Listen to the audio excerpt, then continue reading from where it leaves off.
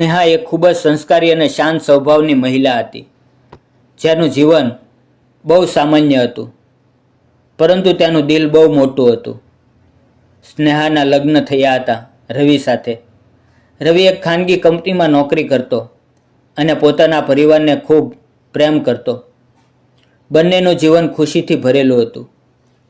ઘરમાં હંમેશા હાસ્ય અને પ્રેમ રહેતો. થોડા વર્ષોમાં ભગવાને તેમને એક નાનો દીકરો આપ્યો, જેનું નામ રાખ્યું આદિત્ય. આદિત્ય ઘરની ખુશી બની ગયો. રવિ પોતાના દીકરાને આંખો સામે રાખીને જ જીવે એવો માણસ હતો, અને સ્નેહા પણ પોતાના પતિ અને દીકરા સાથે સ્વર્ગ જેવું જીવન જીવી રહી હતી. રવિનો એક મિત્ર હતો, જે તેના જીવનમાં ભાઈ સમાન હતો. તેનું નામ હતું સમીર. સમીર અને રવિ બાળપણથી સાથે હતા. બંને એકબીજાની સાથે દુઃખ સુખ વહેંચ્યા હતા. સમીર રવિના પરિવારને પોતાનો પરિવાર માનતો. જ્યારે પણ તે રવિના ઘરે આવતો ત્યારે સ્નેહાને ભાભી કહીને સન્માનથી બોલાવતો અને આદિત્યને પોતાના બાળક જેવો પ્રેમ કરતો. સ્નેહાને પણ સમીર એક સારો માણસ લાગતો, કારણ કે તે ક્યારેય કોઈ સ્વાર્થ વગર મદદ કરવા તૈયાર રહેતો. સમય પસાર થતો ગયો, પરંતુ નસીબે કંઈક બીજું જ લખ્યું હતું. બીજે દિવસે રવિ કામ પર જતો હતો ત્યારે રસ્તામાં એક ટ્રકનો ભયંકર અકસ્માત થયો અને રવિનું સ્થળ પર જ મૃત્યુ થયું. સ્નેહાને જ્યારે આ સમાચાર મળ્યા ત્યારે તેનું આખું શરીર ધ્રુજી ગયું. હાથમાંથી ફોન પડી ગયો અને તે દીકરાને ગળે લગાવીને રડવા લાગી. તેને લાગ્યું કે હવે તેનો શ્વાસ બંધ થઈ જશે. પરંતુ તે સમયે સમીર દોડતો દોડતો સ્નેહાના ઘરે આવ્યો. આંખોમાં આંસુ અને ચહેરા પર આઘાત હતો. તેણે સ્નેહાને કહ્યું, ભાભી રવિ હવે નથી રહ્યો. અને આ શબ્દો સાંભળતા જ સ્નેહા જમીન પર પડી ગઈ. તે દિવસથી સ્નેહાના જીવનમાં અંધારું છવાઈ ગયું. અંતિમ સંસ્કાર થયા, લોકો આવ્યા. 2 દિવસ સુધી બધા સહાનુભૂતિ બતાવતા રહ્યા, પરંતુ ત્રીજા દિવસથી જ સ્નેહાની પરીક્ષા શરૂ થઈ ગઈ. થોડા દિવસ પછી સાસુએ કહ્યું, દીકરો તો હવે નથી, અમે ઘર વેચી રહ્યા છીએ અને શહેર જઈ રહ્યા છીએ. તું તારા પિયર જતી રહે. સ્નેહા અકબક થઈ ગઈ. તેણે કહ્યું, પણ હું ક્યાં જાઉં? સાસુ બોલી, અમને ખબર નથી, તું તારો રસ્તો જોઈ લે. અને એ દિવસે સ્નેહા પોતાના દીકરા આદિત્યને લઈને પિયર આવી ગઈ. પરંતુ પિયરમાં પણ સ્થિતિ ખરાબ હતી. પિતા બીમાર હતા, ભાઈ ગરીબ હતો અને ઘર ચલાવવું મુશ્કેલ હતું. સ્નેહા દરરોજ ભગવાનને યાદ કરીને રડતી અને વિચારતી, મારો દીકરો હવે શું કરશે? હું કેવી રીતે તેને ભણાવીશ? ઘણા દિવસો સુધી તે ઘર બહાર ન નીકળી, કારણ કે તેને લાગતું હતું કે લોકો તેની મજાક ઉડાવશે. અને સાચું પણ હતું, કારણ કે ગામમાં લોકો વાતો કરવા લાગ્યા. પરંતુ એક દિવસ સમીર ફરી આવ્યો. તેણે સ્નેહાને કહ્યું, ભાભી, તમે આ રીતે તૂટી જશો તો આદિત્યનું શું થશે? તમારે ઊભું થવું પડશે. સ્નેહાએ રડતા રડતા કહ્યું, સમીર, મારી પાસે હવે કંઈ નથી, હું ક્યાં જઈશ? સમીર બોલ્યો, ભાભી, તમે એકલા નથી, હું તમારી સાથે છું. રવિ મારો મિત્ર નહીં, ભાઈ હતો, અને ભાઈના પરિવારને છોડવું એ મારા માટે પાપ છે. સમીરે સ્નેહાને રવિની કંપનીના કેટલાક કાગળ બતાવ્યા, જેમાં રવિનું પીએફ અને ઇન્સ્યોરન્સ હતું. અને તેણે કહ્યું, આ તમારો હક છે, હું તમને આ મેળવવામાં મદદ કરીશ. સ્નેહાની આંખોમાં આશા જાગી. સમીરે તેને શહેર લઈ જઈને તમામ કાગળ પ્રક્રિયા પૂરી કરાવી.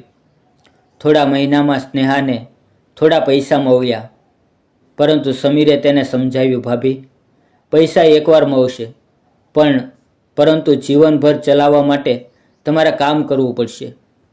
સમીરે સ્નેહાને સિલાઈ કામ શીખવાડવા માટે એક સંસ્થામાં દાખલ કરાવી. સ્નેહા પહેલાં ડરી, પણ પછી ધીમે ધીમે શીખવા લાગી. થોડા સમય પછી તે બ્લાઉઝ અને કપડાં સીવવા લાગી. શરૂઆતમાં ઓર્ડર ઓછા હતા, પરંતુ તેની મહેનત અને સફાઈ જોઈને લોકો કામ આપવા લાગ્યા.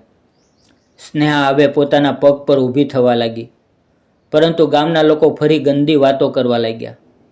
સમીર તો રોજ આવે છે, વિધવા સાથે આટલું મળવું યોગ્ય નથી, કંઈક તો ચાલે છે. સ્નેહા આ વાતો સાંભળીને દુઃખી થઈ ગઈ. તેણે સમીરને કહ્યું, હવે તમે ન આવો, લોકો મારી ઇજ્જત ઉછાળે છે.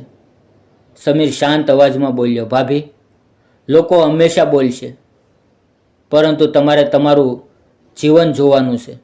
તમે આદિત્ય માટે જીવવું છે. સમય પસાર થયો. આદિત્ય મોટો થવા લાગ્યો. સ્નેહા હવે પોતાની કમાણીથી ઘર ચલાવતી હતી, પરંતુ તેની અંદર હજુ પણ એક ખાલીપો હતો. રાત્રે દીકરો સૂઈ જાય પછી તે એકલી બેસીને રડતી, કારણ કે સ્ત્રી માટે માત્ર પૈસા નહીં, એક સહારો પણ જરૂરી હોય છે. સમીર જ્યારે પણ આવે ત્યારે આદિત્ય ખુશ થઈ જતો, અને એક દિવસ આદિત્યએ માસૂમ રીતે પૂછ્યું, મમ્મી, સમીર કાકા આપણા ઘરે કેમ આવે છે? સ્નેહાએ કહ્યું, કારણ કે એ તારા પપ્પાના મિત્ર છે. આદિત્ય બોલ્યો, પણ મમ્મી, પપ્પા તો હવે નથી, તો સમીર કાકા મારા પપ્પા બની જાય તો? આ વાત સાંભળીને સ્નેહા ચોંકી ગઈ. તે કંઈ બોલી ન શકી, પરંતુ એ દિવસથી તેના દિલમાં વિચાર શરૂ થયો. તે સમીર વિશે વિચારવા લાગી, કારણ કે સમીરનો સહારો માત્ર મદદ સુધી સીમિત નહોતો. તે સ્નેહાને સન્માન આપતો, ક્યારેય તેની તરફ ખોટી નજરથી નહોતો જોતો, અને હંમેશા તેની ઇજ્જત જાળવતો. એક દિવસ સમીર સ્નેહાના ઘરે આવ્યો, ત્યારે તેણે કહ્યું, ભાભી, મારે તમને એક વાત કહેવી છે.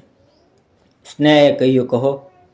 સમીર થોડો સમય ચૂપ રહ્યો અને પછી બોલ્યો, ભાભી, હું જાણું છું કે હું રવિનો મિત્ર છું, પરંતુ છેલ્લા કેટલાય સમયથી મને લાગે છે કે હું તમને માત્ર ભાભી તરીકે નથી જોઈ શકતો.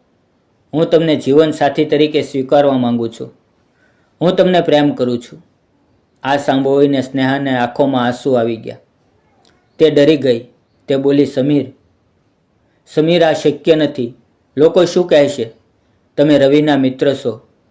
સમીર બોલ્યો, લોકો તો ત્યારે પણ બોલતા હતા જ્યારે તમે એકલા હતા, પરંતુ તમે જીવનમાં ખુશ રહેવાનો અધિકાર રાખો છો, અને આદિત્યને પણ એક પિતાનો સહારો જોઈએ. સ્નેહા આખી રાત વિચારતી રહી. તેને લાગ્યું કે સમાજની વાતો સાંભળીને તેણે પહેલેથી જ ઘણું ગુમાવ્યું છે. હવે જો તે ફરી ડરી જશે તો તેની જિંદગી ફરી અંધારામાં જશે. બીજે દિવસે તેણે પોતાના માતા પિતાને વાત કરી. માતાએ કહ્યું, દીકરી, તું ખુશ રહે, તને જે યોગ્ય લાગે તે કર. પરંતુ ભાઈએ શરૂઆતમાં વિરોધ કર્યો. તેણે કહ્યું, લોકો બદનામ કરશે. ત્યારે સ્નેહાએ મજબૂત બનીને કહ્યું, લોકો તો હંમેશા બોલશે. હું હવે લોકો માટે નહીં, મારા દીકરા માટે જીવું છું. અંતે ભાઈ પણ સમજી ગયો. સ્નેહાએ સમીરને કહ્યું, જો તમે સાચા દિલથી મને સ્વીકારો છો અને આદિત્યને પણ પોતાનો દીકરો માનો છો, તો હું તૈયાર છું. સમીરની આંખોમાં ખુશીના આંસુ આવી ગયા. અંતે સ્નેહા અને સમીરે કોર્ટ મેરેજ કરી લીધા. લગ્ન પછી સમીરે આદિત્યને ગળે લગાવીને કહ્યું, આજથી હું તારા પપ્પા છું. આદિત્ય ખુશ થઈ ગયો અને બોલ્યો, પપ્પા. એ શબ્દ સાંભળીને સ્નેહા રડી પડી, કારણ કે વર્ષો પછી તેને લાગ્યું કે તેના ઘરમાં ફરી એકવાર જીવન પાછું આવ્યું છે. સમય જતાં સ્નેહાનું ઘર ફરી ખુશીથી ભરાઈ ગયું. સમીર સ્નેહાને ક્યારેય વિધવા તરીકે નહીં, પરંતુ પત્ની તરીકે માન આપ્યું. આદિત્ય પણ ભણવામાં આગળ વધ્યો, અને ગામના લોકો પણ ધીમે ધીમે સમજવા લાગ્યા કે વિધવા સ્ત્રીનું જીવન પૂરું નથી થતું. જીવન ફરી શરૂ થઈ શકે છે. મિત્રો, આ વાર્તા આપણને શીખવે છે કે સાચો મિત્ર એ છે જે મિત્રના મૃત્યુ પછી પણ તેના પરિવારને પોતાના પરિવાર સમજીને સંભાળે, અને સાચો પ્રેમ એ છે જે સમાજના ડર વગર સન્માનથી એક સ્ત્રીને સ્વીકારી શકે, કારણ કે સ્ત્રીને ખુશ રહેવાનો અધિકાર ભગવાને આપ્યો છે, સમાજે નહીં. વાર્તા સારી લાગી તો મિત્રો લાઇક, શેર અને સબસ્ક્રાઈબ જરૂર કરજો. ધન્યવાદ મિત્રો.